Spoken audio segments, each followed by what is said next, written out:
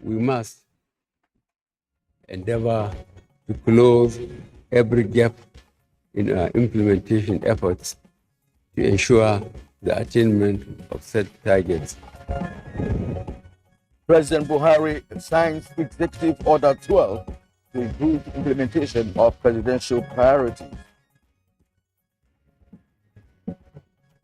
It is legally and constitutionally inappropriate for the Conference of Speakers to use the 4 bills as a quid pro quo to act on the 44 bills the National Assembly has transmitted. Deputy Senate President says only 11 states passed constitutional amendment bills.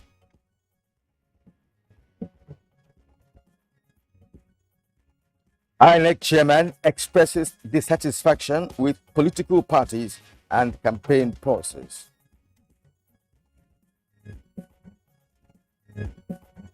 On Good Morning Nigeria today, we focus on the implications of the recent inflationary rate.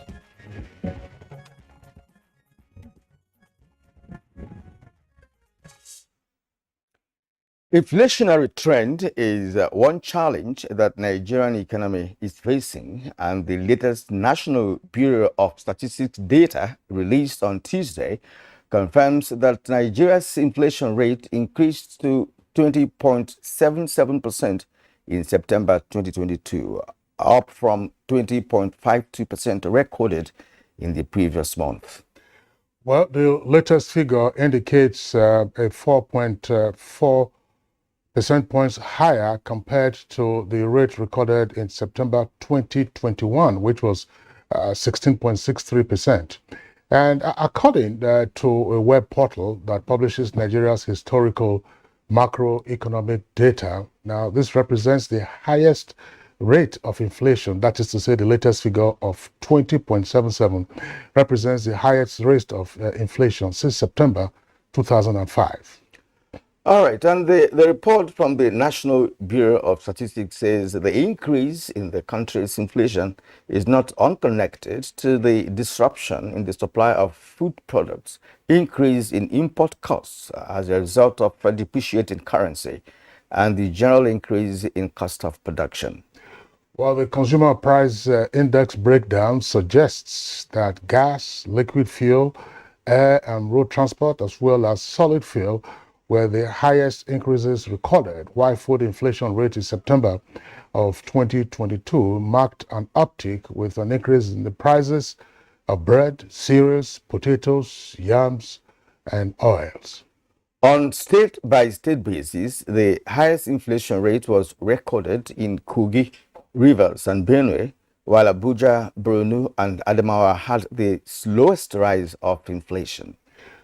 During the last Monetary Policy Committee meeting of the Central Bank of Nigeria in September, the CBN had raised the benchmark interest rates by 150 basis points. And this, of course, not meant that it became 15.5%, marking also the highest level in 20 years.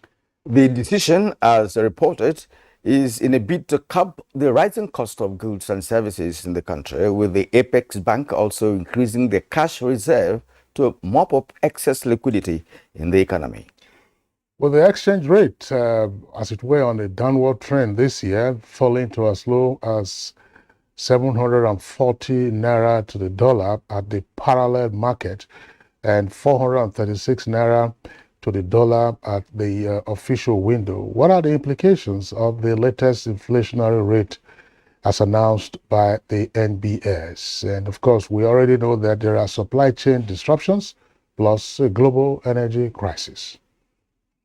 And what should be done to check the rising trend of inflation in the country? In other words, what measures are available to the government, both through the monetary and fiscal authorities, to deal with inflation? These are issues we intend to interrogate in our conversation segment on Good Morning Nigeria today. My name is Kingsley Osadolo, and I welcome you to the program live on the network service of the Nigerian Television Authority. And I am Kirian Umai, also welcoming you to the show today. We'll bring you the complementary segments that will form part of our package today.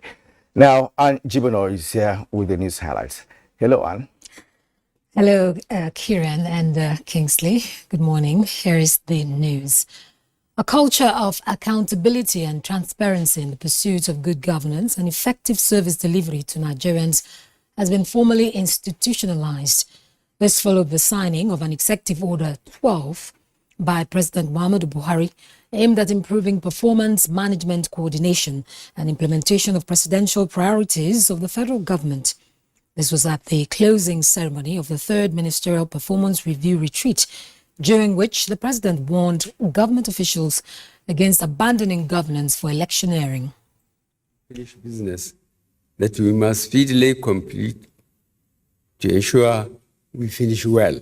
We must, therefore, endeavor to close every gap in our implementation efforts to ensure the attainment of set targets by 2023. The National Assembly says it is disheartening that out of the 36 state assemblies, only 11 have considered and voted on the 44 constitutional alteration bills transmitted to them. The National Assembly Joint Committee on the Review of the 1999 Constitution stated this at the committee's joint briefing. For the Conference of the Speakers to use the 4 bills as a quid pro quo to act on the 44 bills the National Assembly has transmitted.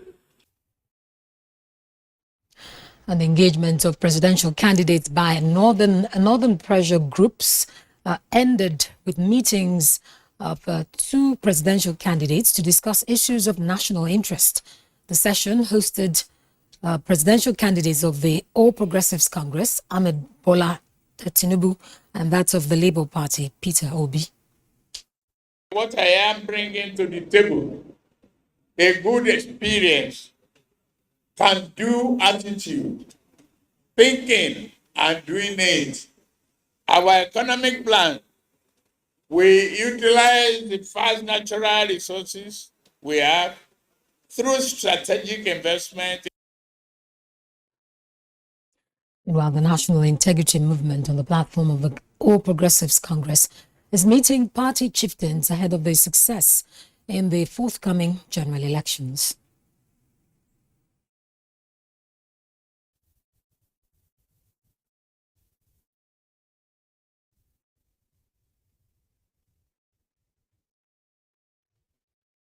Our candidates that emerge, irrespective of wherever they come from, we believe they emerge based on their pedigree, based on their integrity.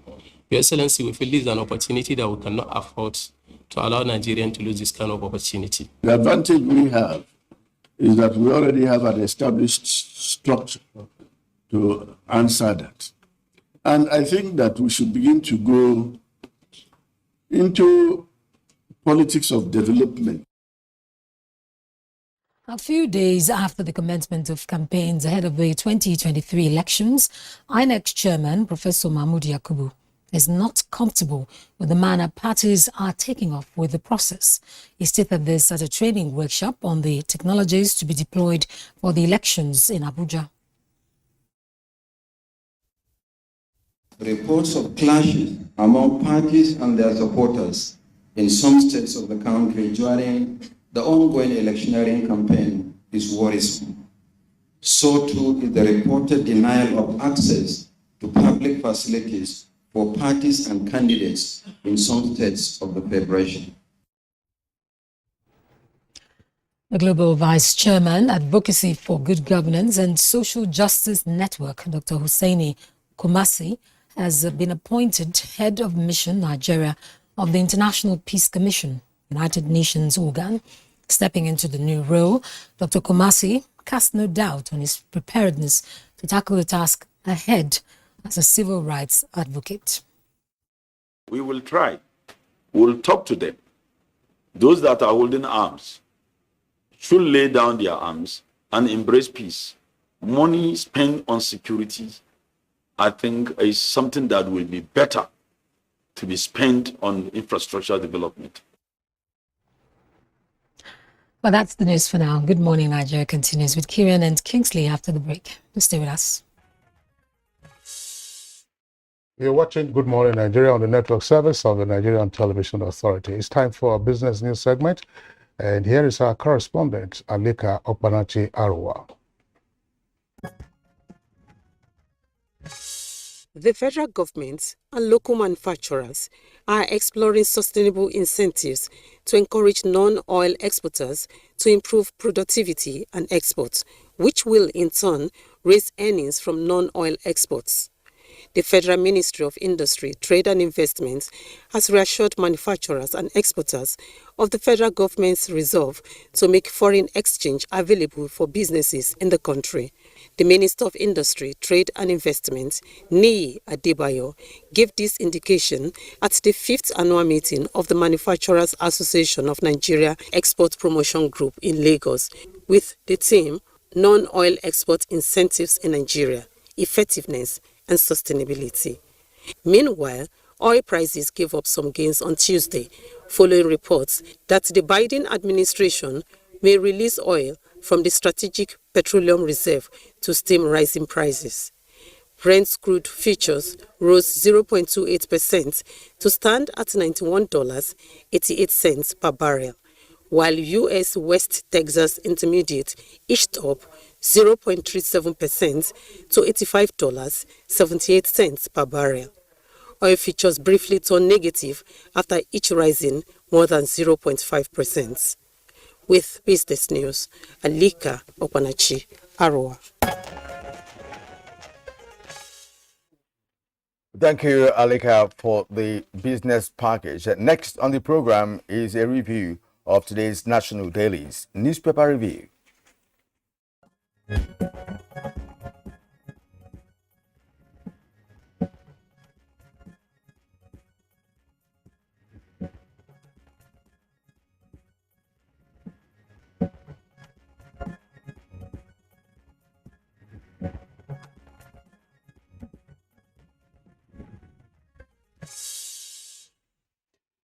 All right, Kieran, we have three newspapers actually. Kieran, you got two, I have one.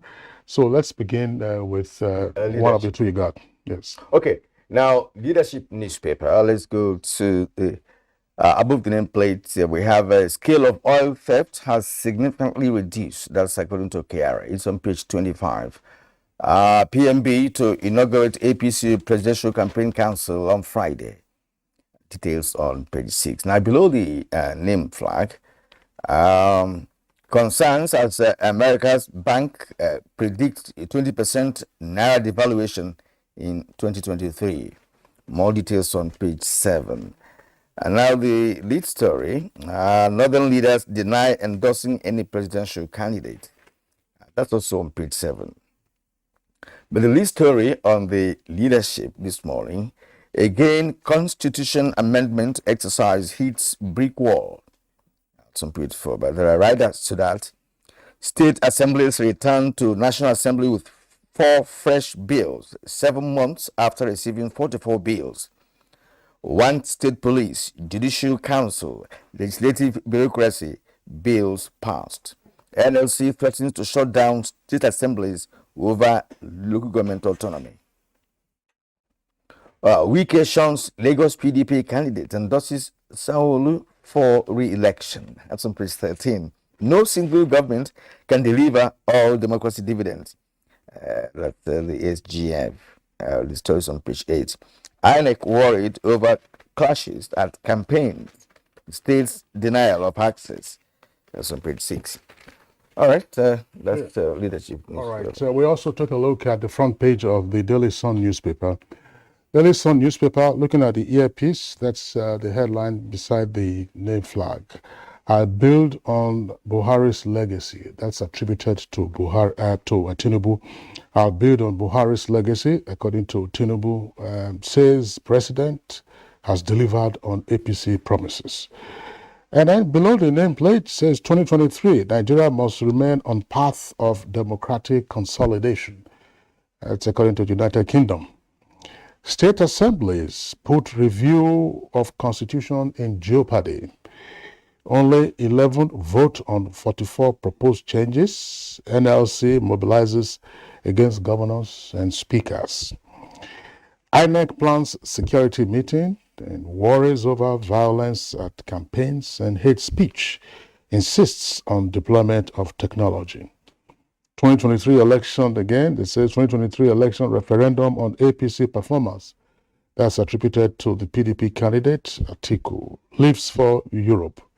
Gunmen on rampage in Niger, Plateau, Bauchi, Benue, and Anambra kill 8, kidnap Catholic priest and 25 others. Reps and Southeast bishops and royal fathers ask federal government to free Kanu, that's Nnamdi Kanu. Obi is the candidate of the Labour Party in next year's presidential election. Obi faults Governor El-Rufai's arrest claim.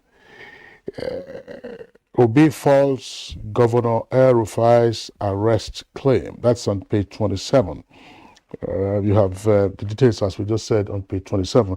Kirian, let's take a daily trust briefly before we go to further analysis. Now, 7 months to go, Buhari orders ministers to prepare transition documents. It's on page 32. Boko Haram killed 100,000, displaced over 2 million people. Defense chief, page 34. NLNG falls. Nigerians may pay more for cooking gas. It's on page 23. Now, the lead story here, despite 1 billion naira allocation, Constitution amendment in limbo. 4 riders to that. 25 states withhold votes over state police. Others. Your threat won't intimidate us, Deputy Senate President. Governors frustrating review, NGF. Why we wrote to National Assembly, that's the speakers now. Okay, now INEC summons parties over Electoral Act violation, attacks on opponents. It's on page 33. Bandits attack Niger hospital, kill 2, abduct doctor and others. On page 6. And Kano, NNPP, PRP governorship candidates commit to media trust election debate. That's on page 32. Now, this may sound like an ad, but I think it's a good information. Boa to Kogi, that's of course the key investor in this country. He says, we are no longer interested in 50,000 hectare land. Investors may shun state over hostility. That's according to experts. It's not an advertisement, Kira. I understand what you said. I mean, it is similar to an ad. It's a very serious development. Exactly. Not on account of what has been playing out between the Kogi state government and Dangote Industries over the Abuja cement factory. Now, the State House of Assembly also wrote to BOA to say, look, you have not paid compensation to the landowners from whom 50,000 hectares of land was taken. And that was, of course, in 2012 for the purpose of investment by BOA. So BOA has now written back to say, I gave 3 reasons for not continuing with the proposed investment. One, and these are very critical. One, it says that only 30% of the land size is apparently useful for its purpose. So 50,000 hectares, pretty huge, but it says that only 30% and that the remainder, mostly 66%, is made of rocks, made of hills, and of course inaccessible.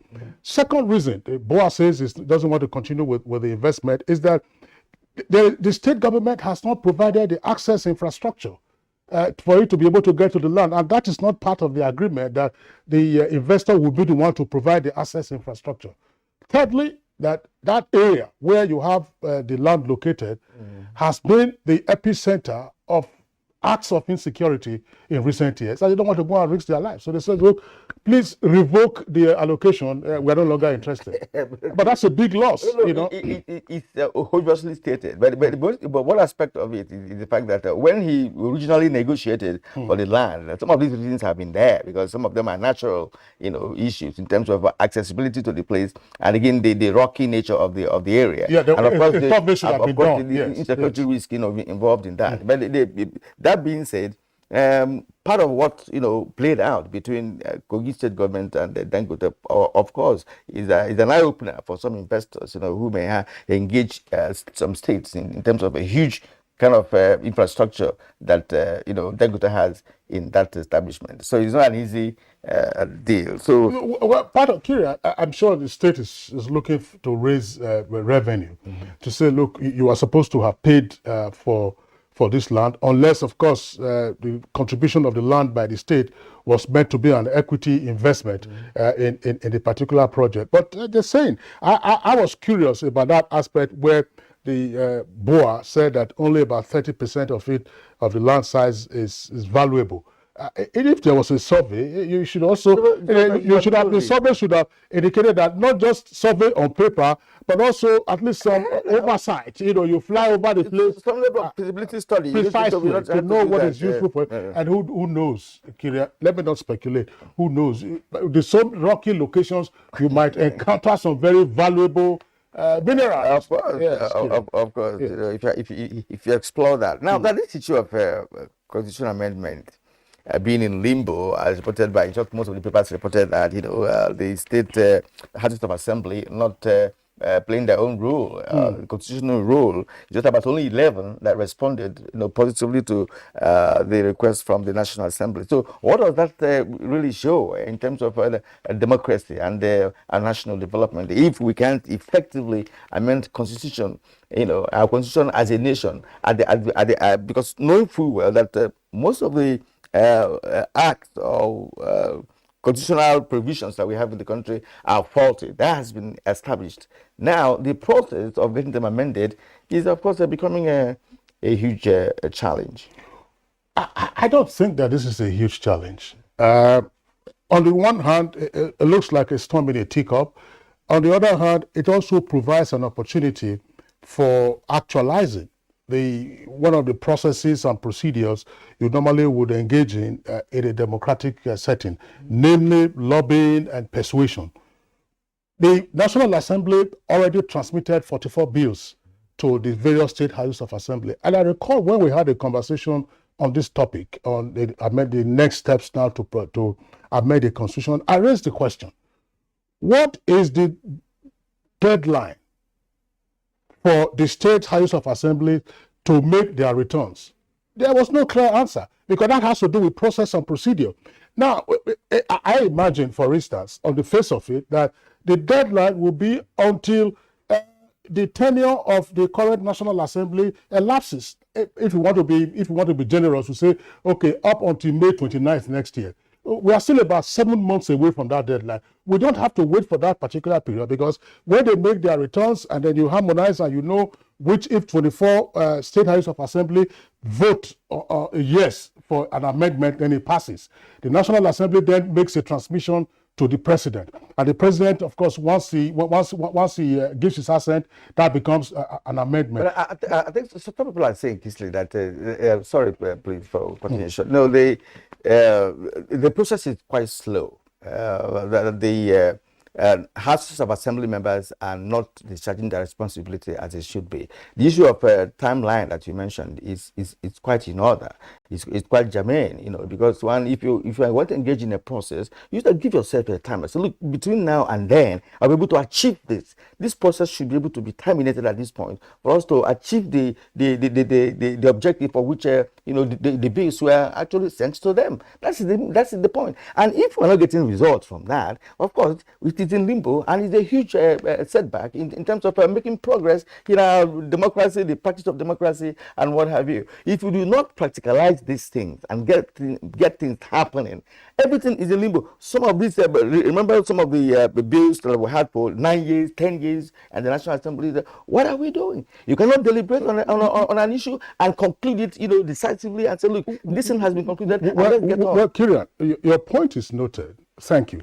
But we must recognize that the constitutional jurisprudence that we are operating, the steps required for the amendment of the Constitution prescribe that the National Assembly and the state houses of assembly have concurrent powers.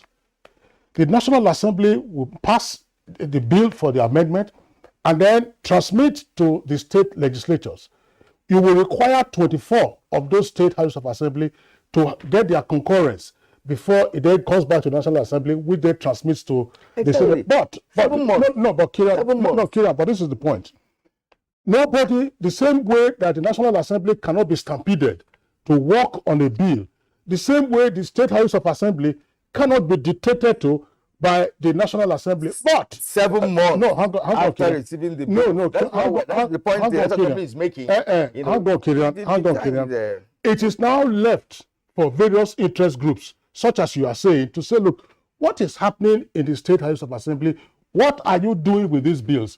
There is a second leg to it, namely that the State House of Assembly have written back, those of them that haven't considered the bills and passed them, to say, look, we have a new set of proposals to include. If you recall, only a couple of months ago, the governors of the northern states said, no, the time has come now for us to have state police. So the state legislatures are saying, all right, as part of this whole amendment process, let us have a bill passed on establishment of state police as part of this trove. Should they initiate any other new idea into this? They are to deliberate on this given to them. It's good to bring up some other issues, but not on this platform. That is the delay that we're talking about. But they are saying they still deal with state police issue. It can always be done, but not to now jeopardize a process that would have resulted into an achievement. Not just because they will be dragging this for next 10 years. Well, fine. That's why I said the powers are concurrent. They are saying that is sometimes some persons will say this is blackmail. They say, look, we are having this set of amendments, and it will be the 5th alteration to the Constitution. While we are dealing with all of this, we have received the 44 bills that you sent to us. But here we are, we have fresh ideas. So what is left is to say, propose the bills yourself, assuming you want to do that. Let us see what the provisions are. Let the National Assembly deliberate on those things. It will also include state judicial council, because you have National Judicial Council. You also have a proposal for streamlining the procedure for removing presiding officers of State House of Assembly, as well as the legislative bureaucracy.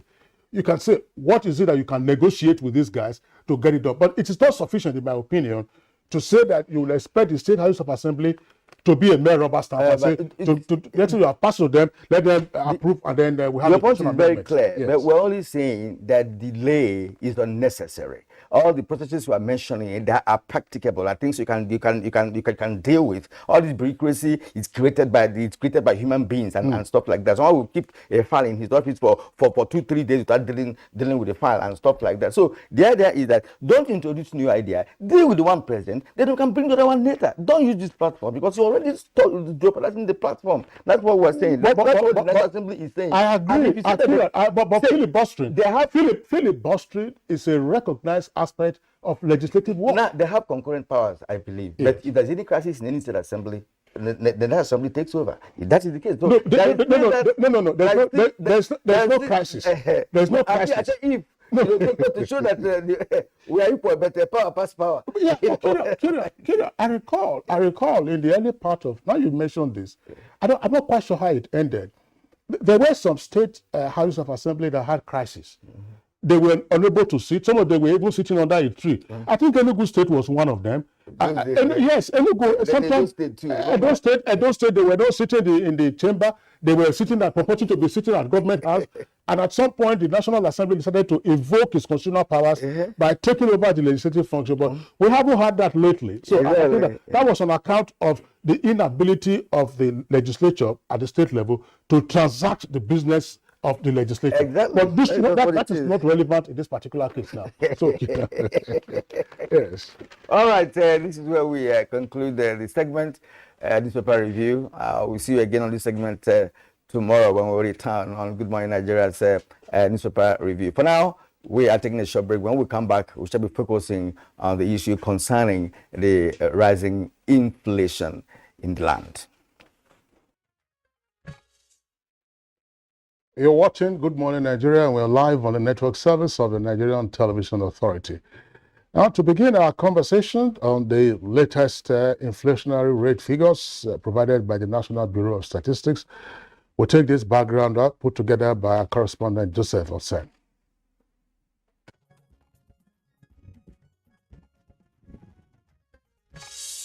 For quite a while, It has been the case of adjusting and adapting to difficult circumstances to sustain life for many Nigerians. This is largely due to high cost of living, as the country continues to witness increased inflation rates. For the past 3 months, the nation has reported hike in inflation. In July, the National Bureau of Statistics report indicated inflation rate increased to 19.64% on a year-on-year basis in July, 2.27 percentage point higher compared to the rate recorded in July 2021, which was 17.38%. The current release by the Bureau shows a surge to 20.77% in September 2022 from 20.52% recorded last month.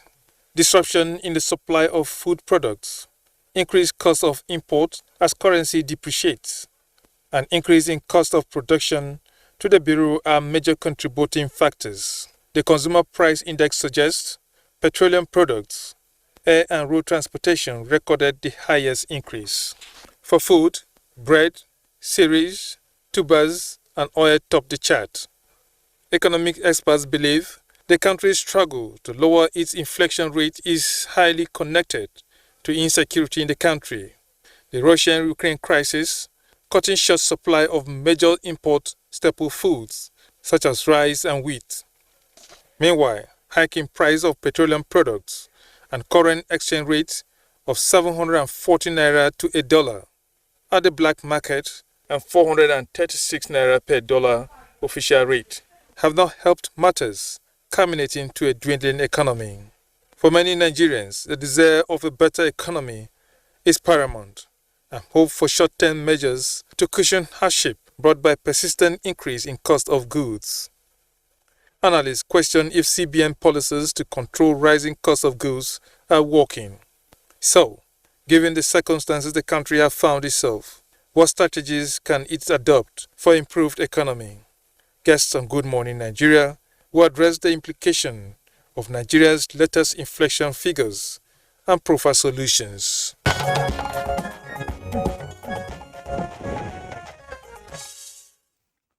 All right, thank you, Joseph, for that background. And joining us in the studio this morning for the conversation, we have Dr. Emeka Okengu, development economist. You're welcome to Good Morning Nigeria. Pleasure to be here. Good morning, Nigerians. All right. We also have Yushao Aliu. He is an economist and, of course, an analyst. Thank you very much. You're welcome to the Thank program. you, and good morning, Nigeria. All right. All right, and also joining this conversation via Zoom, another regular guest on Good Morning Nigeria, that's Dr. Muda Yusuf. He's the Chief Executive Officer of the Center for the Promotion of Private Enterprise. He's also a former Director General of the Lagos Chamber of Commerce and Industry. Dr. Muda Yusuf, we're glad to have you this morning. Morning. All right. Let's begin with you. I mean, your Zoom connection is always very good, but today let's also start with you, just in any eventuality. The numbers are out by the National Bureau of Statistics. Inflationary rate in September 2022 is put at 20.77, and it's the highest in many years. There are, of course, other numbers around this headline inflation figure that we have just seen. How does this lead us into understanding what is happening in the economy, and ultimately, near the end of the conversation, what we could do in terms of measures to ease the current rate of inflation? Dr. Yusuf. Yeah, thank you very much. The situation with inflation is actually much worse than what the data is telling us. But the data is talking about 20.77. That is year on year, the headline inflation. That means that over the last 1 year, prices have increased by just 20%. That is whatever we bought last year, maybe for 1,000, we are now paying 1,200. But effective inflation rate, the reality that the citizens are facing and the reality that businesses are facing is much worse than that. In many cases, inflation or prices had gone up by between 30 to 100%. In some cases, 150 to 200%. So the reality is much worse than the data that we have in terms of the impact of the high price or the increases in price generally, particularly within the basket of the goods that the average Nigerian consumes. So if there is any serious challenge, any major worry that the citizens have today and that the businesses have today in terms of their welfare, in terms of business performance, I think it is about inflation. And of course, there are quite a number of factors. Some of them are domestic, some of them are global, but it's a very challenging situation. Some of the factors that we know, of course, there are things that was too read out in your background report. The depreciation of the currency is a major factor because it has a pass-through effect across all sectors, even including food. Because if you look at all the sectors of the economy, at least to different degrees, there are import contents, and these things have been fueling the inflation that we have. Then, of course, you have the energy costs. We know what the cost of diesel has been. Right now, we are talking about between 800 to 1,000, depending on where you are within the country. And the impact of diesel, cost of energy on production and also on transportation. So these things also have very serious impact on prices across all sectors, whether you are talking of manufactured goods or you are talking of agricultural products. So the cost of transportation is a major issue. Then, of course, insecurity. Insecurity, the impact, especially on food inflation, is very, very profound because many of those who supply us with this food are not able to go to farms. The farming activities have been disrupted in many parts of the country. Some of them are currently in IDP camps. So that has affected the supply of food. And that, of course, is also creating challenges in terms of inflation. Then, of course, you have the issue of climate change. You are all witnesses to the problem of flooding that we are experiencing recently, although the impact of that will manifest maybe in 2-3 months' time, because it has a very devastating effect on agriculture. Then, of course, we have the component of desertification. Many of the lands that used to be arable have been affected by desertification. They are not as arable as they used to be, and that has been not only creating problems in terms of food production or agricultural production, it has also been creating problems in terms of the farmers' herders classes. So desertification is a very big issue, which we have not been sufficiently addressing. Then there is the monetary component of the factors fueling inflation, and that is the CBN, financing of deficits. That also has a very serious impact on money supply, on liquidity, and therefore on inflation. Because by current estimates, we are looking at close to 20 trillion in terms of CBN component of financing of the deficit, which is very, very high by any standard. That is also fueling inflation because it's regarded in economics as high-powered money. And these are very profound implications for inflation. Of course, you have the global factors. Before now, we had the disruptions in the supply chain, which came on the back of COVID. Now we are talking about Russia-Ukraine crisis, which is disrupting imports of some staple foods, affecting energy prices across the world. So these are some of the global factors. So in terms of the factors driving inflation, broadly speaking, these are the factors. As to what we'll do about it, I think we'll come to that as we progress with the conversation. All right. Thank you, Deed, for your opening remarks. That's a clear elucidation of what the issues really are, the factors, and all that. Now back to the studio here, Dr. Emeko Kingu. I have an understanding that there is a global perspective to what is happening to the nation's economy that resulted to the inflation we're talking about. France is currently demonstrating, because of inflation and high cost of living in France and elsewhere across the globe. As a matter of fact, the current British Prime Minister, nearly lost her job, because of issues relating to inflation and high cost of living in the UK and what have you. So, where do you place Nigeria with this figure? The numbers that we have now. Is it generally really bad for Nigeria, considering what is global with respect to inflation and the high cost of living? I wish it could be really bad. If it was really bad, then we'll start looking at how we can be able to manage really bad. Okay, but I think it's disastrous for me. It's disastrous for two reasons. Remember that we're just looking at the formal numbers.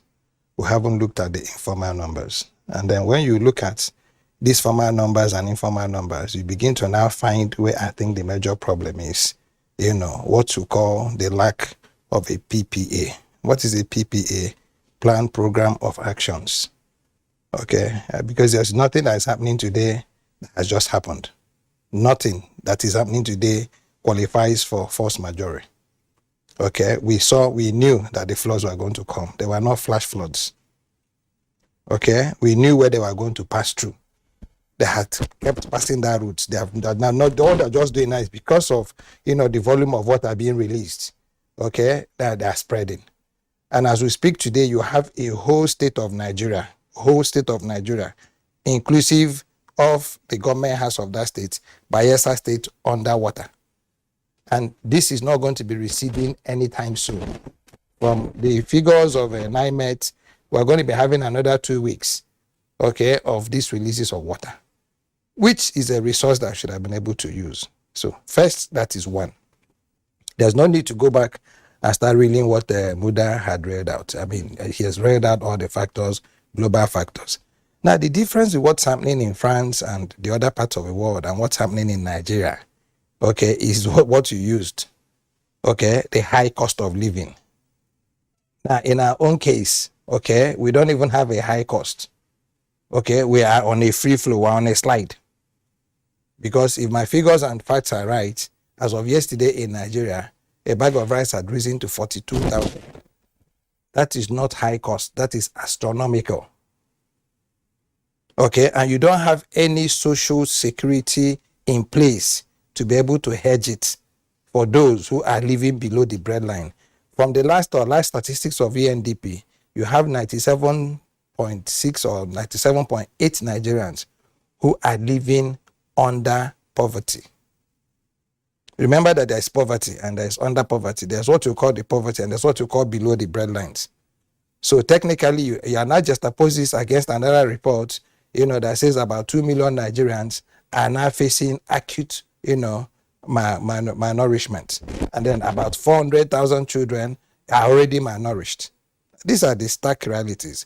We might be able to query, the sources of this data, the efficacy and, authenticity of this data. But the truth of the matter is that even if it's a scoping study, it is scary, Kiran. So it's important we don't start looking at Nigeria and looking at France. Okay, yes, the global disruptions, okay? And I keep, each time we talk about this Russian-Ukrainian war, and they show Ukrainians, they are at war and they are eating. Okay, all right? They are at war and they are still producing and are feeding their people.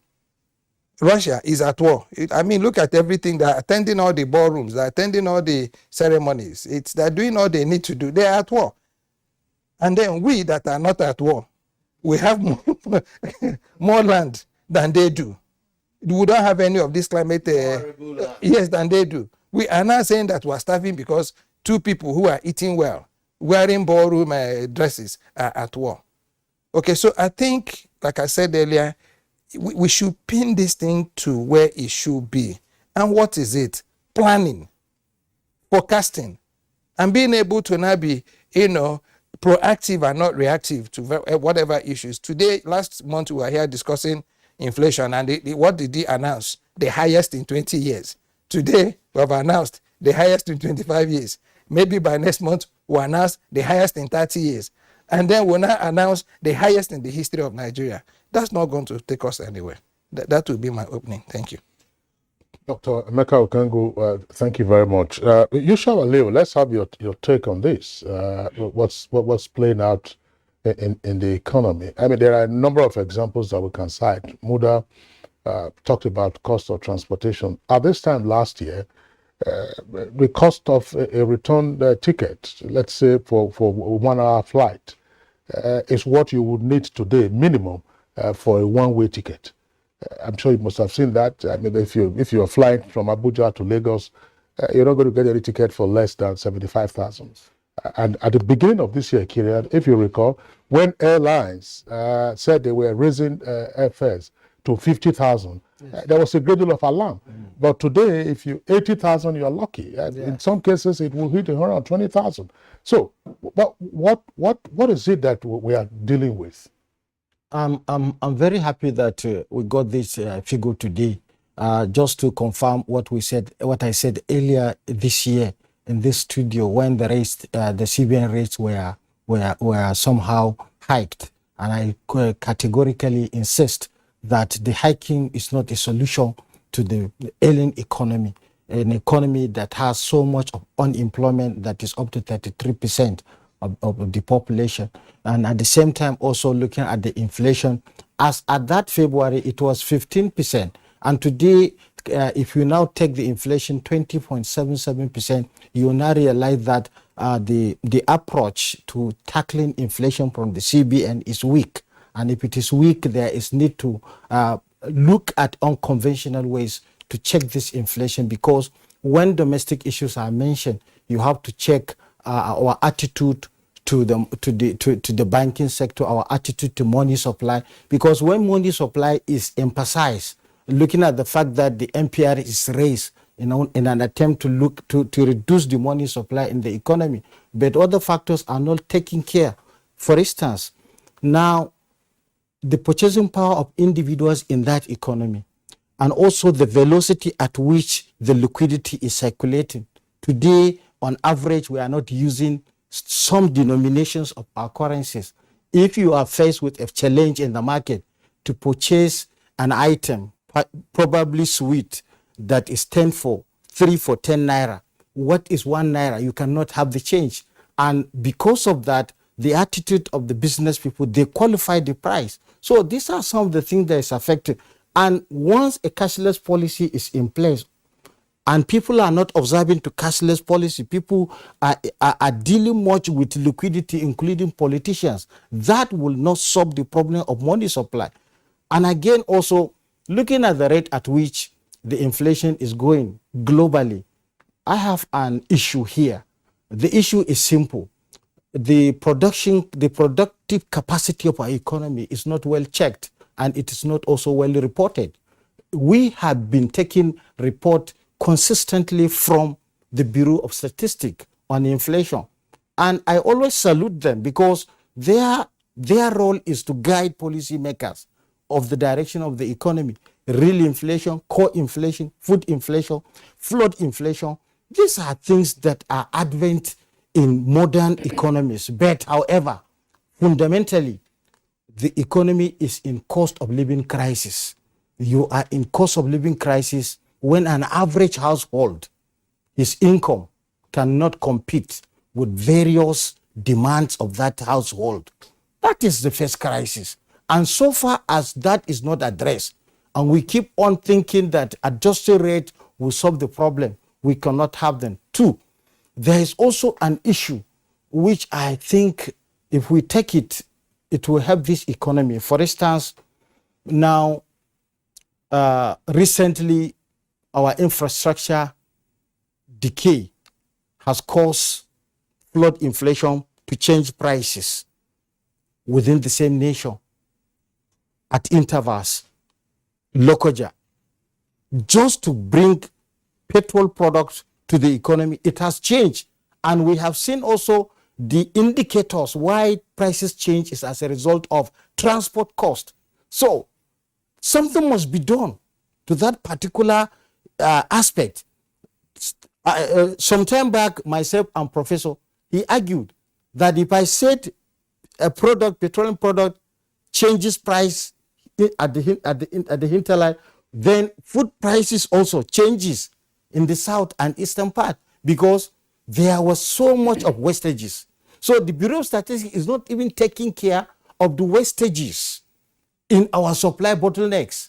These wastages include, at the bandit angle, local markets that's supposed to feed major market in cities are blocked by terrorists.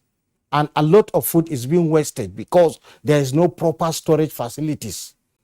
And since there are no storage facilities in the bandit camp, then definitely a lot of wastages are going on.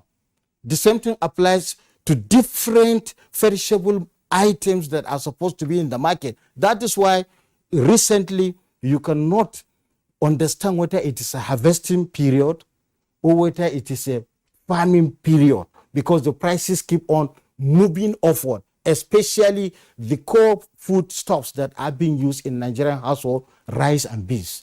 This is my submission. Those days, call the essential commodities. Remember in the 80s, when we had the food crisis. Okay, let's bring back Dr. Moda Yusuf. As a matter of fact, your initial contribution actually opened up this conversation, opening several perspectives to that. But I want to ask you on a particular perspective, which was, raised by the last speaker, which has to do with the weak approach by the central bank. We've always heard about monetary policies, fiscal policies, and what have you. And of course, there are interventions, by the central bank, all the while when we were hit, the economy was hit,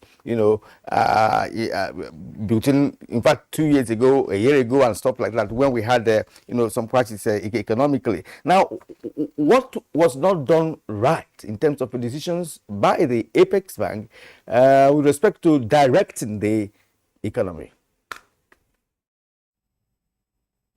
Well, in a number of issues, the central bank has opted to adopt what is called unorthodox monetary policy.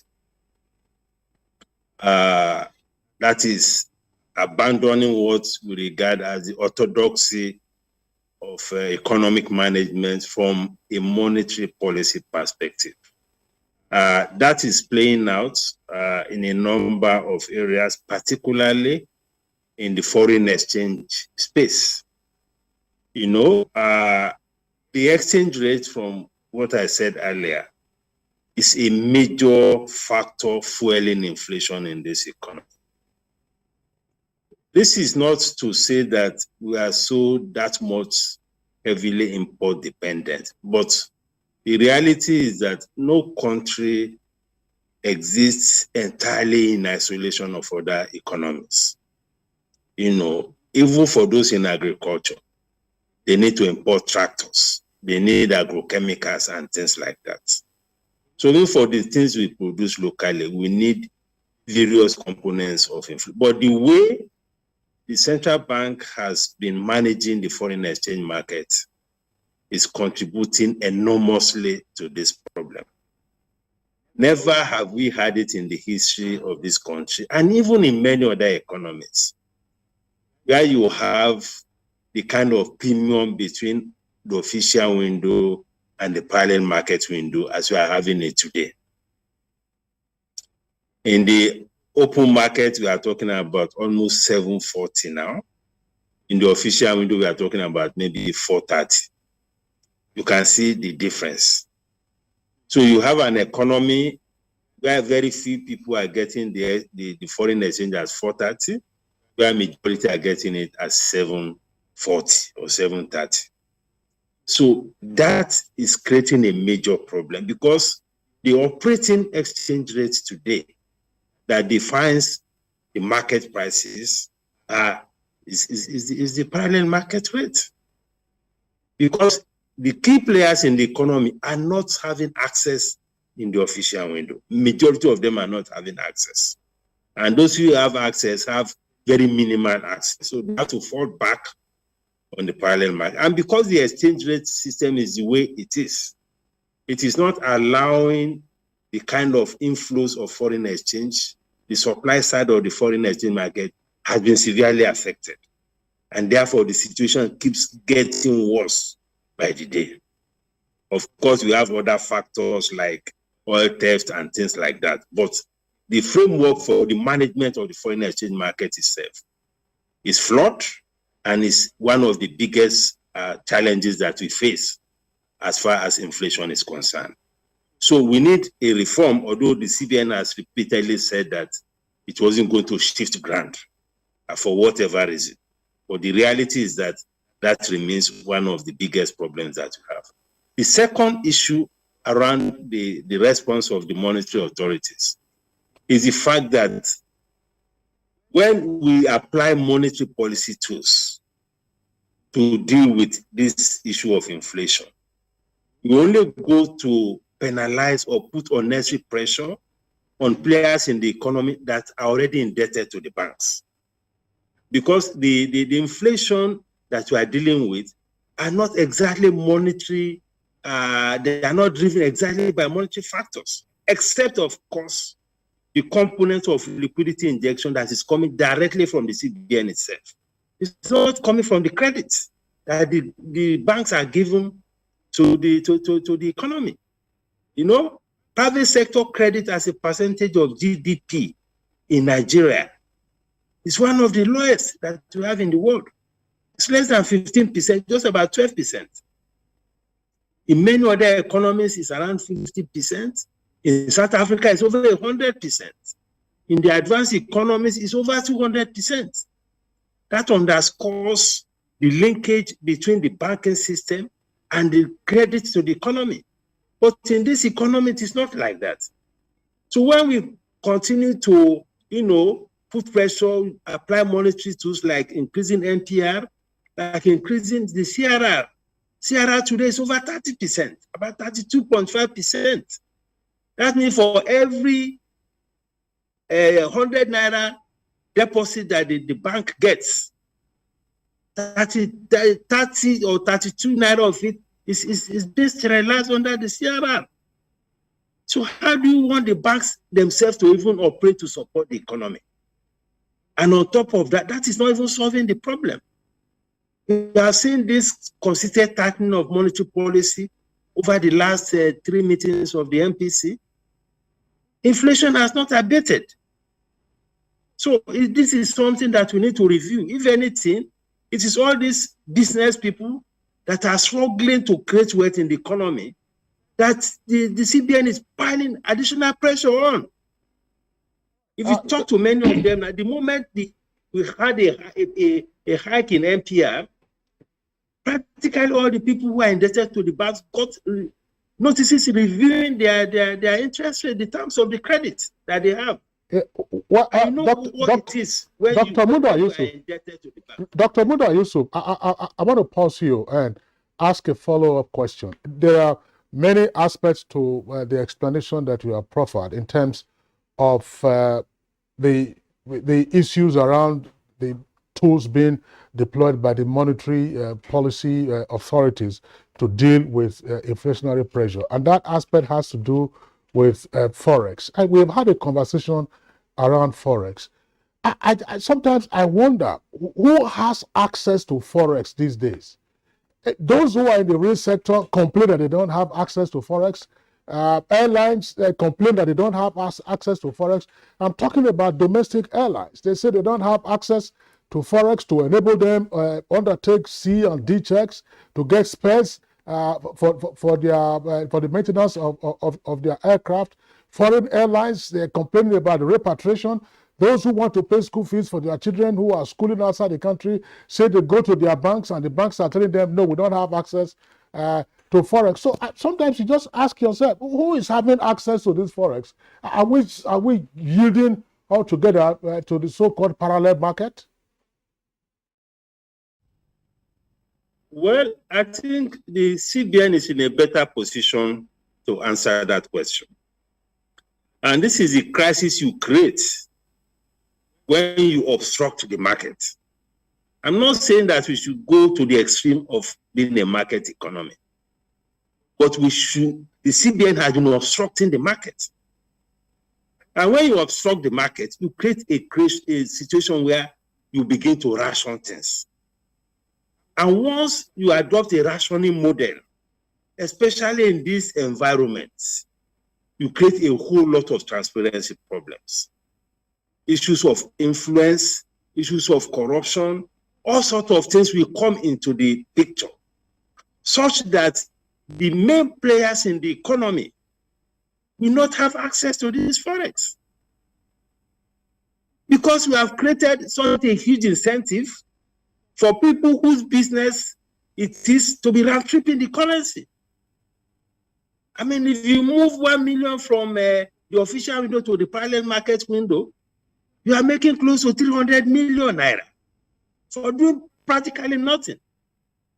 Beyond the fact that you just have the connection to get the foreign exchange. That is the biggest source of the distortion that we are having. That is why all the major players are not having access to the forex. Because there are all sorts of issues now around the ecosystem of the foreign exchange and a whole lot of corruption around it. And once you create that scenario, this is the kind of outcomes you get. You know, foreign investors who want to repatriate their dividend, they can't do it. Just as you said, the airlines cannot get the forex. All the people that, so you wonder who exactly is getting it. So the point I'm making is that the present model, the present strategy of the CBN in managing it is creating a whole lot of problems. But unfortunately, the CBN has remained adamant about it. So we may have to live with this, at least for the life of this administration. But it's a major problem. And to make it worse, is the fact that if you have a crisis if you have a scarcity, one of the things you need to do to reduce the scarcity is to encourage more supply. Now, this very policy is saying that if you are bringing forex into this economy, you have to bring it in at 435. Whether you are a foreign investor, whether you are a portfolio investor, whether you are an exporter, how will the foreign exchange come into the economy? So that is also blocking the supply of foreign exchange into the economy and worsening the scarcity that we have. So these are the numerous problems that these things are creating. So back to your question, maybe the CBN will be have to publish the list of the people who are getting the foreign exchange at the official, so that at least the public can know that. Okay, Dr. Buda Yusuf. As a matter of fact, I just like the energy you're putting in this, because it's a very careful study and analysis of what the situation really is at the moment. And from all indications, you have all agreed that there are obstructions, you know, as a result of the CBN's action and inaction with respect to dealing with the astronomical rise in inflation in Nigeria. Dr. Okengu, let's bring you in once more. You may like to make comments, you know, on what the other speakers did comment on based on these CBN's actions and inactions. But I was also going to add this to that. Nigeria is not a producing nation. And I mean, Kingsley and I, sometimes we, you know, argue on the issue of people that talk about manufacturing or science and technology and what have you, homegrown technology and all of that. But has there been a nation, you know, that has hit the headline in terms of a good economy, or what we call developed nations? Has there been any of them that got stabilized economically without producing and without engaging in homegrown technology? Is it part of the issues that we have, but already we have not started when it comes to that aspect? Thank you. Let me begin with what all of us know, what we were taught even in primary school. The first thing they say, factors of production. They say land. They say nearness to market. Market. They say all sorts of So that. raw material. Yeah. But nobody ever says to you at that point in time the dependence of science, technology, and innovation. Nobody was ever taught that. That was the trade secrets.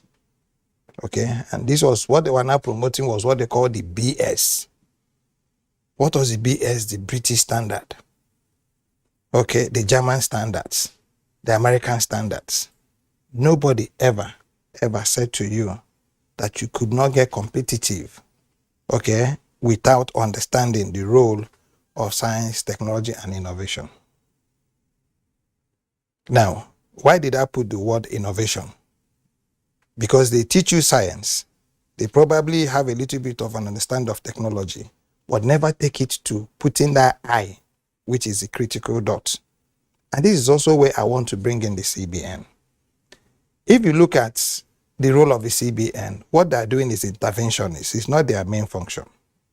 Okay, it was because of the collapse of the system that the CBN now decided on their own to now intervene. And that intervention is what everybody is reviewing, overviewing, and it's become an elephant, being reviewed by three blind men. Some analysts will say to you, the CBN, without the CBN intervention, the country would have collapsed totally and completely. But the management of that intervention now becomes something that probably we are not very prepared for. Okay? Because if you look at the real sector support funds that the CBN brought up, very few people could. I don't know if anybody's been able to draw down on that money, because they're business in such a way that it had to benefit the private sector, it had to develop rural infrastructure, and it had to be private sector driven. Now, what that required, okay, was a program or programs that you think through. But because of the disjointed nature of our economic programming and planning, again, now this is where your policy also comes to play. And I can just give you a very little one that we can discuss in agriculture. Okay, everybody says, oh, must be food sufficient. But nobody has ever interrogated the national policy on agriculture. Okay, and then the policies of the states on agriculture, who actually own the land. Something that's simple. You begin to see the gaps. In the past 6-7 years, the CBN from their last announcement now is saying that they want to recover 6.7 trillion that they had, given to people as intervention funds. And anytime I want to talk about funding, I say to you, the moment you mention loan, and you don't mention patient capital or green funding, I say to you, wait for it. You will crash. In today Nigeria, I want you to mention one bank that would ever support a green project. Okay, so in blaming the CBN, I think it becomes a catch-22 situation. If they didn't do it, what would have happened? So, and in now talking about these parallel lines, I think we should just make it as elementary to show or tell people that what we're talking about here is subsidy. What CBN is doing is subsidizing the naira to keep it at that value of 435. And then removing the subsidy to give you the real value, which is what you get at the parallel market. That's what it is. Okay. But in that case, it's not a generalized subsidy. Subsidy to whom? That's what I'm saying. Yeah. It is also the same subsidy that was suffered in the petroleum subsector. To who? Your little car at the most in a year would not take about 100,000 as your fuel, even with the subsidy. But there is a man who is in government, lives in government house, uses government paraphernalia, has about 20 government vehicles, they fuel the car every day. Okay? The same man who is enjoying that subsidy, enjoying fuel diesel, enjoying fuel food, now is taking about 10, 20 million to be able to fuel on the vehicles. So what we have here is not even to begin to look at the issues. I think what we should be looking at is, okay, we are in some kind of mess. And let me come back to your question now directly, Kingsley. Offline, we were discussing where we grew up.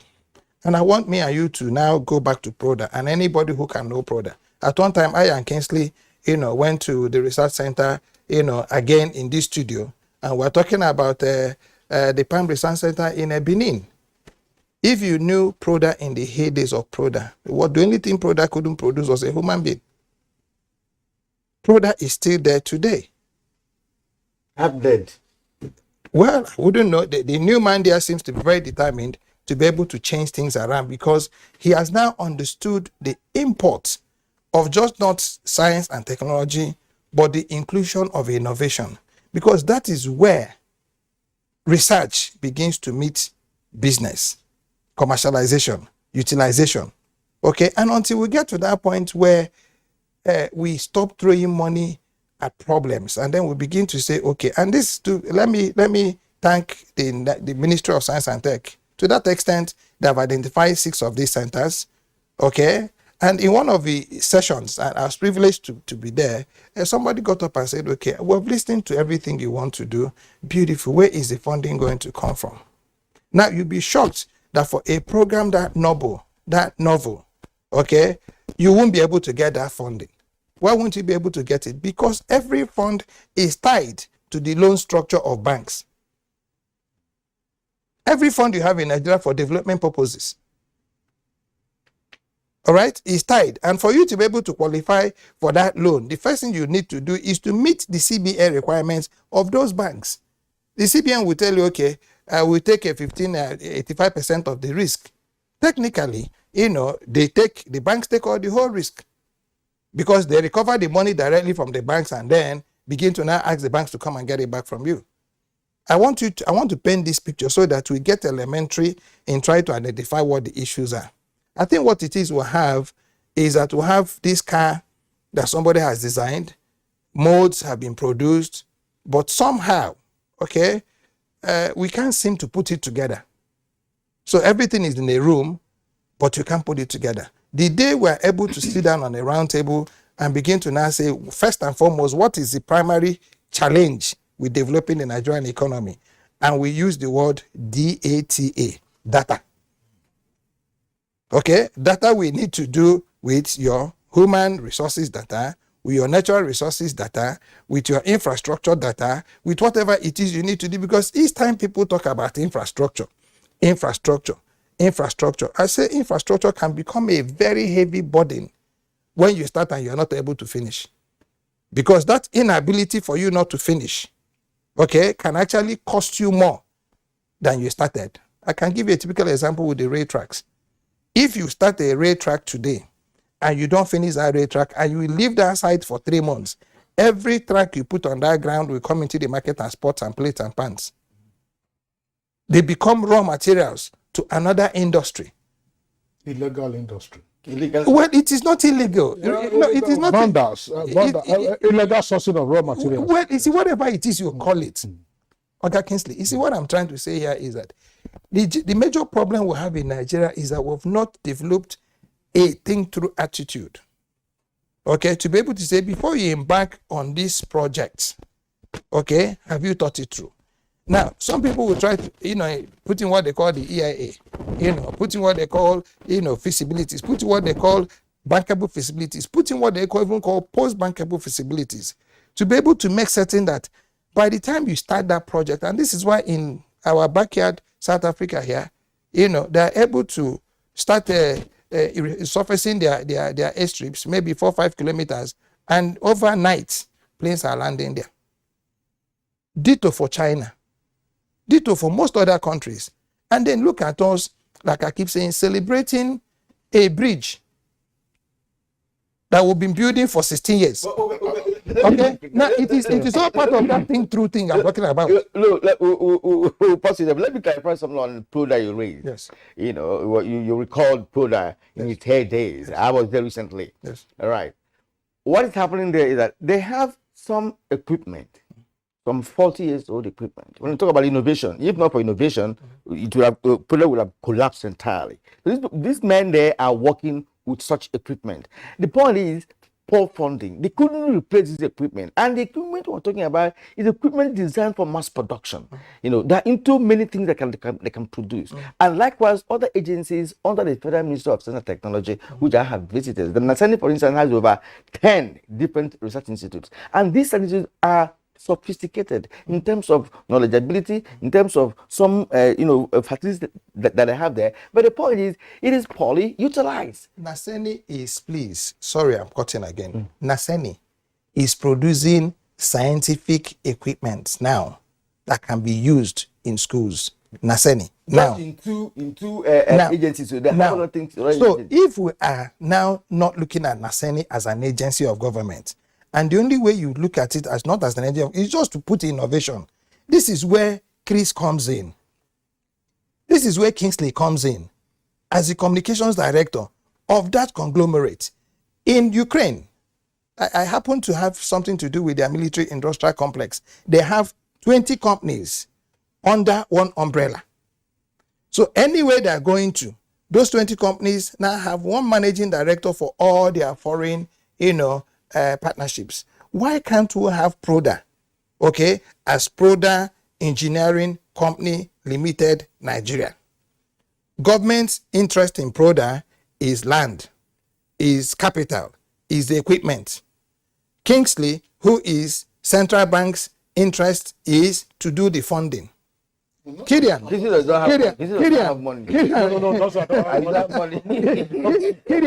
Kirian, who is the manufacturer, is bringing. Yasu, who is the supplier, is taking. Emeka, who is a farmer, is bringing. And then you put in subsidy. This is why I keep saying to people, until you understand that subsidy becomes price differential if you do not put it in production. And what has killed us is that when you subsidize something, you give it a value it truly does not have if it does not come from that production process of now taxes, of now, tax holidays and all that. So in one simple word, Nigeria's problem, probably, when you go to sit down with the CBN, you might also feel some sense of pity because it is against, if I didn't do this, what would I have done better? Dr. Meka Okengo, thank you very much for your explanation. Yusha Oleo, I want to return to the label you gave. You said that part of what we are dealing with is a cost of living crisis, cost of living. Every time prices go up in Nigeria and you're speaking with a trader or otherwise, everybody talks about the value of the naira. So the dollar has gone up and so on and so forth. Here is one thing that I have difficulty understanding. I earlier asked Dr. Muda, who is getting access to Forex through the I&E window? Well, he says the CBN will be in a better position to explain that. That will be the business of the CBN. But we also brag about the value or the quantum of the diaspora remittances into our economy. And sometimes when you look at the numbers of the diaspora remittances into the economy, those numbers are almost trump the numbers we have in our foreign reserves. So where do the diaspora remittances go into? What happens? How come all of a sudden, despite all the diaspora remittances running into tens of billions of dollars annually, we are still having this pressure on our naira? Actually, it has to do with the window at which you are looking at it. But absolutely, the size of the Nigerian economy is a 43 trillion naira economy. And once you have a 43 trillion naira economy, looking at the money supply angle and looking at what the remittance can do to that economy. For instance, let me peg it.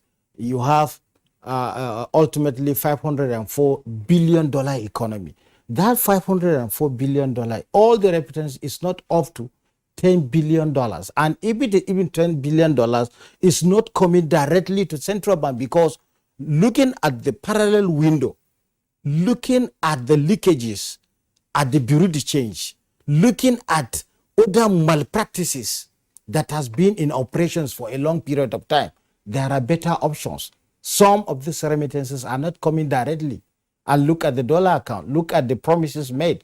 You put your 600,000, for instance, $600,000 into an account and at official rate, while in the parallel market is 740. Definitely, that will create an angle at which there is a lot of options for those in diaspora.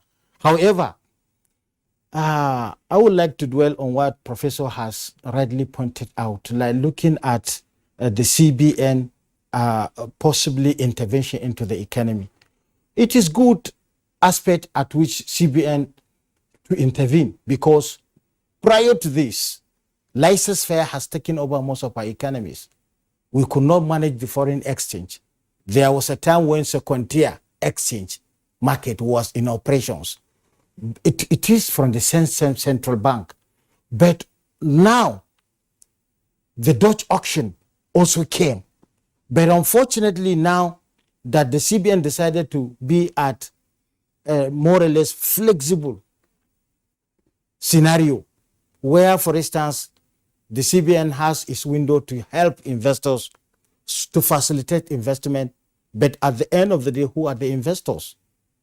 And it is not for me to answer that, because the CBN has all the requirements to qualify you as an investor, to qualify you for the access to the petrol, to the dollars that are available. But unfortunately, malpractices. Exactly.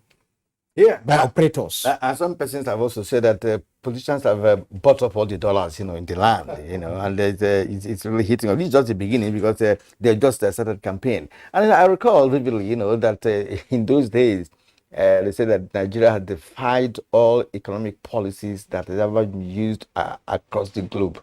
Then we got SAP, which eventually did not all go well, for the system. I recall also one former head of state did say, look, that this SAP didn't have a human face and what have you. Nigeria perhaps is passing through all of that all over again. All right, you're watching Good Morning Nigeria on the NTA network service. We'll take a short break now. When we come back, we'll continue with the conversation. What we face mostly now are flashes of cowardly attacks from the rump of groups that have been routed in one location or the other, moving to another to give the false impression that they are still strong. Our ultimate goal is to eliminate them altogether and restore total and lasting peace over every inch of the Nigerian soil. Sounding tall, we take it home. We are determined to ensure that every inch of the Nigerian soil is safe. That determination is there. The order has been given. But we shall continue to protect the lives and property of Nigerians and foreigners in our midst. We shall continue to work for the peace of the nation and deter elements that constitute threats to the people. We shall bear the full powers of the government to secure every inch of our land. We shall not rest until peace is fully restored to Nigeria. This message is brought to you from the Federal Ministry of Information and Culture.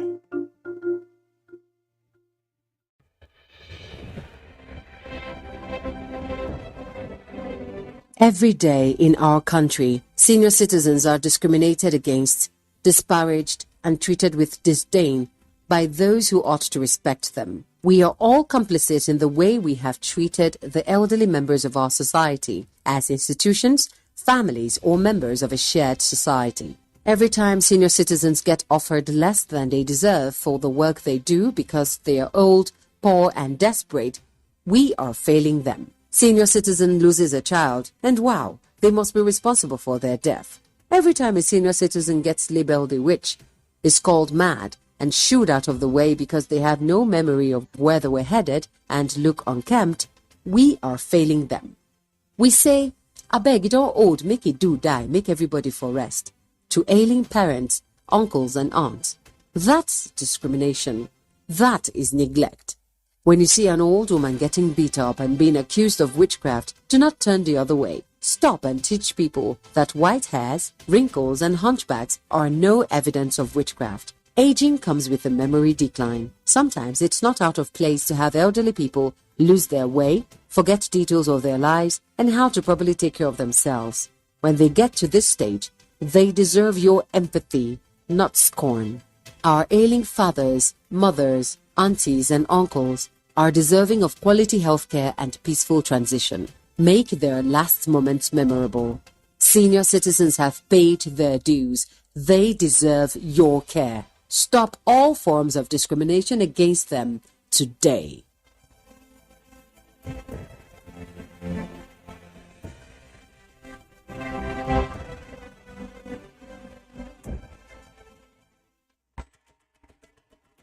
To every politician, as the campaigns gain momentum and passions begin to rise, remember, the errors of your opponents do not make you a success. Do not run down your opponent and inflame passions to violence between and among your supporters. What counts is what you plan to do for the electorate and how you intend to relieve the sufferings and bring succor. Nigeria is in dire need of patriotic leaders at all levels, leaders who will make national development their priority. Concentrate on telling the electorate what you intend to do when you get into office. Focus on making your vision clear to the electorate. Don't engage in verbal abuses, fake news or speeches. Keep dealing with issues that will bring progress. You win the hearts and minds of the people by being above board, by being civil, patriotic, and showing empathy. Let's join hands to make the 2023 elections peaceful. A message from the National Orientation Agency. We've been trying our best to contain the situation, and in our operations we've been able to make a lot of recoveries. We've been able to also arrest suspects that are involved in this kind of activities, and we've been able to also recover particularly arms and ammunition from those who are carrying it unlawfully and disturbing the peace of the people. But generally, our morale in the Nigerian police is always guided by our commitment to do what we have sworn to do. Peace and security must be looked into as a priority by all, to look at security as the business of all of us. This message is from the Federal Ministry of Information and Culture.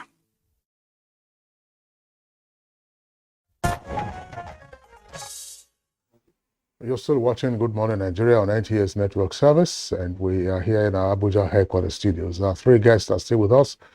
Here in Abuja, Emeka Okengu, Yusha Waleyu, and via Zoom from Lagos, Muda Yusuf. Muda Yusuf, well, we are on the home stretch of today's conversation, and I was just wondering, against the backdrop of the issues that you gentlemen have raised, one thing that pops up is to say, assuming, and indeed that is the case, we are having a number of causative factors in our cost of living crisis, the flood, insecurity, banditry. I understand we've lost the Zoom connection to Dr. Muda Yusuf, but the question, of course, will still be relevant to our other guests here at the studios. We're having all of this domestic. Well, Muda Yusuf, I understand you're back with us on Zoom now. I was just saying that against the backdrop of the many factors, municipal and international, that have been identified as being contributory to our cost of living crisis, the question then arises, how do we build resilience for the economy so that we can absorb the shocks, whether domestic or foreign, for a while? Not that a crisis breaks out in Ukraine or elsewhere around the world, and then we're already catching cold or even COVID, and everybody, of course, is running helter-skelter. How do we build that resilience? I think it's an important thing, especially, for instance, in our food security matrix. Well, building resilience, of course, these are issues that we have discussed, over and over again. Nothing new to add. If we're able to deal with the problem of insecurity, we'll be solving a major part of the problem. Because the situation with the food crisis, even the Russia-Ukraine problem, wouldn't have been as profound in its impact as it is if we didn't have the problem with insecurity and the disruption it has created. So tackling insecurity, and I must acknowledge that the government is doing quite a lot, at least in recent times, to deal with the situation. we're able to, make a lot more impact in dealing with the problem of insecurity. That will help to deal with this problem of crisis and strengthen our resilience. Secondly, we are too dependent on petroleum products that are imported. We are spending close to $15 billion annually on importation of petroleum products. That is putting a whole lot of pressure on our reserves. And that is also contributing to the challenges we are having with our forex and our exchange rate, in addition to the policy problem that we have in that space. So it's not excusable that we have been in oil business for almost 60 years. And here we are, the only oil producing country that is importing petroleum products at the scale at which we are importing. So whatever it will take, possibly this administration or the next administration, we need to accelerate our self-reliance in terms of petroleum products, refined petroleum products. In fact, we should be exporting. We should be doing a lot more in our gas sector. Gas is now hot cake all over the world. We have more reserves in gas than in oil. So we need to create the environment. It is not the government that will do it. It is the policy and the incentives and the regulations that you put in place that will incentivize private investment in those areas. So we need to accelerate that. Then, of course, we need to look at our tariff policy. Because as far as food is concerned, we are now entering an emergency phase. It is good to say, okay, we should eat what we grow and all of that. But when you have a situation where flood is ravaging everywhere, let us revisit, if only temporarily, our import policy on food. If you need to open the window slightly so that some food items can come in to bring relief to the poor. Because you can only govern people who are alive. You don't want people to die of starvation. So at this point, we cannot continue to be as rigid as we used to be. So we need to review it in a way that also doesn't cause too much disruption to those who are still growing some food items in the country. Then, of course, we need to look at, again, we have talked about forex. If the CBN can review that will help. Then, of course, issues of productivity and issues of the way that the CBN is also fueling liquidity in the economy.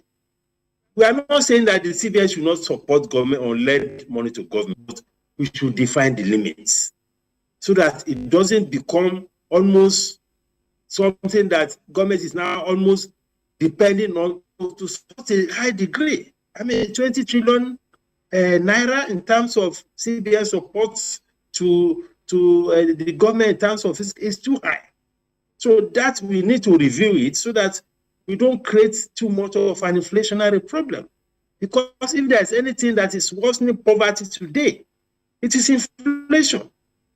It is leading to a situation now where even labor and all of them, they are not talking about agitation for wages. Because inflation has massively eroded the purchasing power, especially in the public sector. So these are some of the things, of course, long-term issues about ramping up our productivity. Productivity is still very low, which is affecting competitiveness, affecting our outputs. We need to do a lot in that area, looking at the structural impediments to productivity, looking at how we can unlock more inflow of private capital into building infrastructure, because infrastructure is critical to productivity. And the way things are going, government alone cannot fund the infrastructure. So we should have a framework that will allow a lot more private investment to come into the infrastructure space. So these are some of the things that I think we can do, to build the kind of resilience that we need to build as an economy. All right, Dr. Moda Yusuf, thank you indeed for your very germane points there on what we could do to effect some level of resilience and ensure that the nation continues to run without deepening into more worse situations. Now, we talked about the importation of food items, and that brings me to the issue of flood that we are currently experiencing in the country.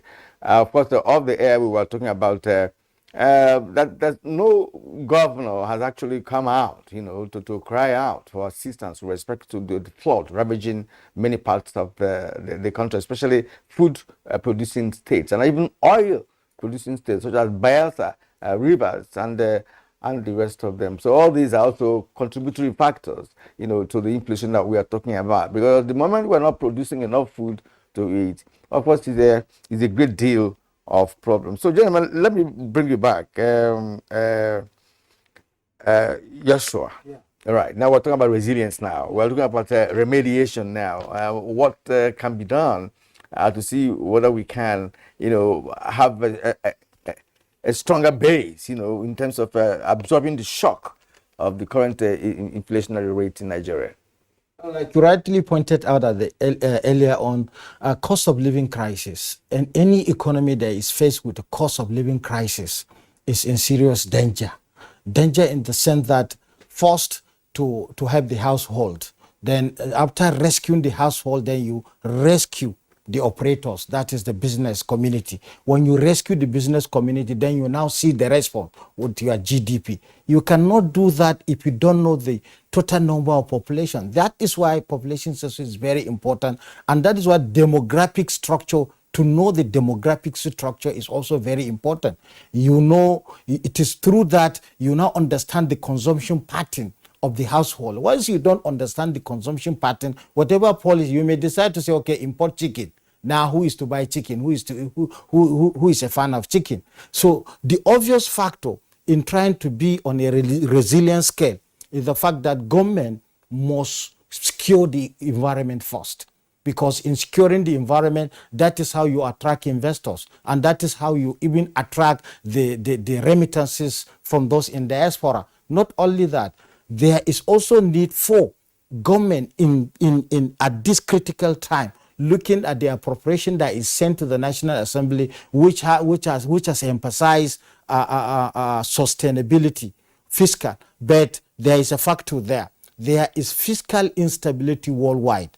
And since there is fiscal instability, I think government must look into the tariff regime, especially now that government is looking for IGR. Looking for IGR to finance the deficit in the appropriation does not qualify us to look at to what is happening in the custom and excise, where you triple the tariffs, the bills that you are taking, which also will add to the transport cost generally, not even looking at the production of PMS. And that is the next angle. We are assured that by September, Dangote is going to start producing the PMS, but up to now, it has been shifted. So this kind of things, government must be proactive to make sure that unless we have PMS produced and automobile gas oil produced in Nigeria, we cannot bring temporary shocks, particularly in the transport sector, which is translating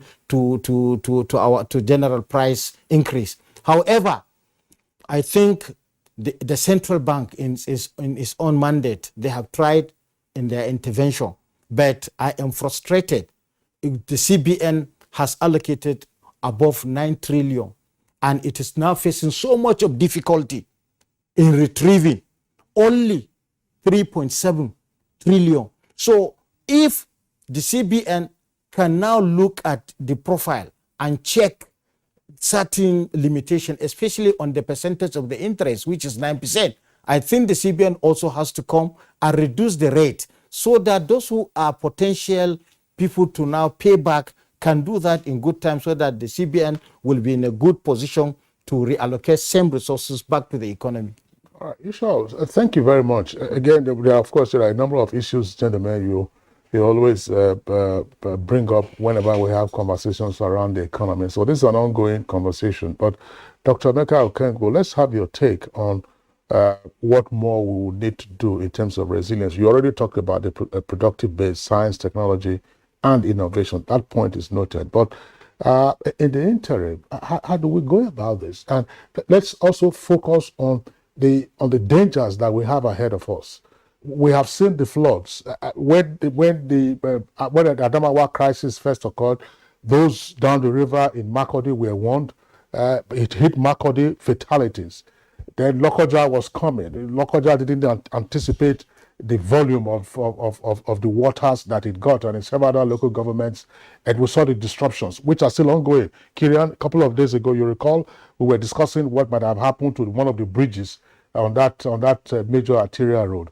And now Delta, Anambra, Imo, Bayelsa, and of course rivers, they are now taking the heat before the waters get into the Atlantic Ocean. We have seen the damage to farmlands, hundreds of thousands of hectares. A couple of years ago, we also had a similar crisis. This was restricted to somewhere around Kebbi. I recall the governor crying out on that occasion. But we hear about agricultural risk insurance. Is this not the kind of time that we should be hearing from those entities, even though the extent of the damage might not have been computed? What is it that farmers should expect? Are they just going to be on their own? Typical of us, when a crisis breaks, you put your hand on your head, I don't die, or X, Y, Z. What are the options available to us that we can begin to tap into to absorb this shock and then move on to the next season? The first option, sir, is to know that rain-fed agriculture is not the way to go. Never has been. Because if flooding is not taking your crops, saline nutrition could. If saline nutrition is not, desertification could. So far, thus far, we've lost about 13,000 kilometers of land to desertification. So the idea of farming should be rested vis-a-vis rain-fed. Now, I'll give you some very, very practical examples. For those in the north and those who have ever visited a place they call Tiga Dam, okay, Tiga Dam was producing a fish they call Giwarua. Did I get it right, Joshua? Yeah. That's what they call that fish. Yes, now, Giwa is supposed to be elephant. Yeah. Very, Giwa, yes, very big fishes. As young people, Tiga Dam was a trip, okay, to Neverland, if you may. Beautiful place. And all dams constructed in this country are constructed for 3 or 4 purposes: energy, irrigation, fisheries, recreation. We have and water consumption. Yes, we have 320, maybe counting.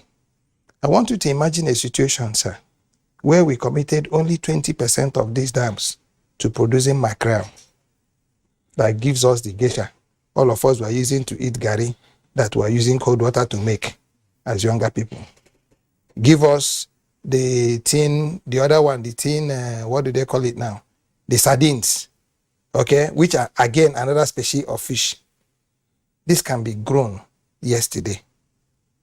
Now, within that vicinity of those dams, I want us to imagine that you now have greenhouses who are now producing the pepper, the tomato that you're using to put inside, because when you open those fishes and pour them out, what you see are these things that look like stew, okay, for those of us who witnessed it. And what are we getting it for? I want us to look at our universities. Abuja University is sitting on probably more than 13,000 hectares of land. So what it means is that we can have an internationally, commercially operated livestock program that can do minimum of 1 million to 5 million livestock in Abuja within that university confinement, that can supply all the milk we need to begin to produce yogurt. NAPRI, one little institute in Zaria, is actually producing a lot of, the fish stock for Dano milk, if I get my statistics right. Now, I want us to look at all the little villages we have, my village, your village, my ward, that every ward of Nigeria has one special center of excellence made of mud or figs or trees or whatever it is that people live there. And then we're using them, supporting them with STIs. We will not need import substitution, would always stay, like Muda says from Lagos. But that substitution has to be a very negligible percentage of what you're not able to produce commercially in your country. But I can say to you, we can eliminate import substitution because there is nothing, practically nothing, we cannot grow in Nigeria, including caviar, if you may. Thank you very much indeed. As a matter of fact, when you were, when you were talking, I was really almost moping and stuff, because in other crimes, even the, excuse me, even the police have farms, the military all have farms. Institutions, institutions have farms, and all of that. So that's just that. Dr. Miko Kengo, thank you indeed for coming this morning on the program. Yusha Aliyu, it's been wonderful talking to you this morning. And Dr. Moda Yusuf from Lagos, it's been wonderful talking to you. Thank you for coming. Now, sports.